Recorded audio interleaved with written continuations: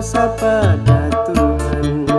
Dalam pandangan manusia, kau orang yang sangat bahagia, hidup di dunia kaya raya, kemewahan yang serba ada. Tapi tak pernah kau pikirkan dari mana uang kau dapatkan. Kau cari dengan jalan haram, tak takut dosa pada Tuhan.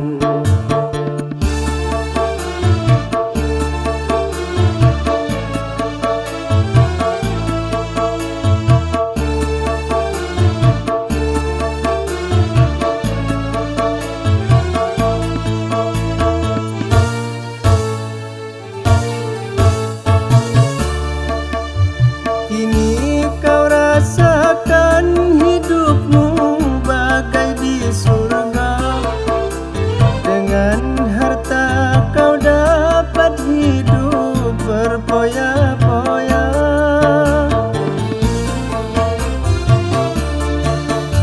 Judi dan bermabuk-mabukan jadi hobinya. Disko, dansa, dan wanita jadi hiburannya. Kau puaskan kesenangan dunia pada jalan yang penuh dosa, dengan nafsu angkara murka. Dalam pandangan manusia, kau orang yang sangat bahagia, hidup di dunia kaya raya, kemewahan yang serba ada. Tapi tak pernah kau pikirkan dari mana uang kau dapatkan.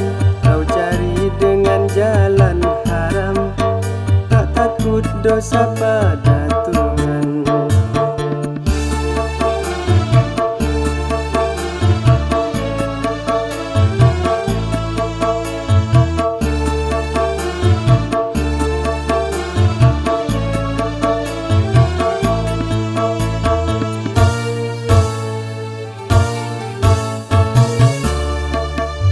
Kini kau rasakan hidupmu bagai di surga.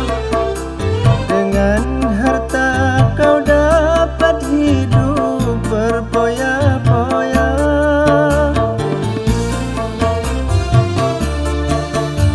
Judi dan bermabuk-mabukan jadi hobinya.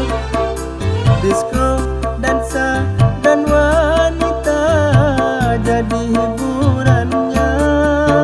Kau puaskan kesenangan dunia pada jalan yang penuh dosa, dengan nafsu angkara murka.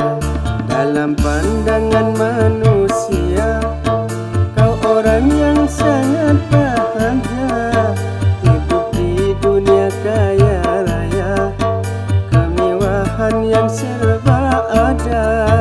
Tapi tak pernah kau pikirkan dari mana uang kau dapatkan. Kau cari dengan jalan haram, tak takut dosa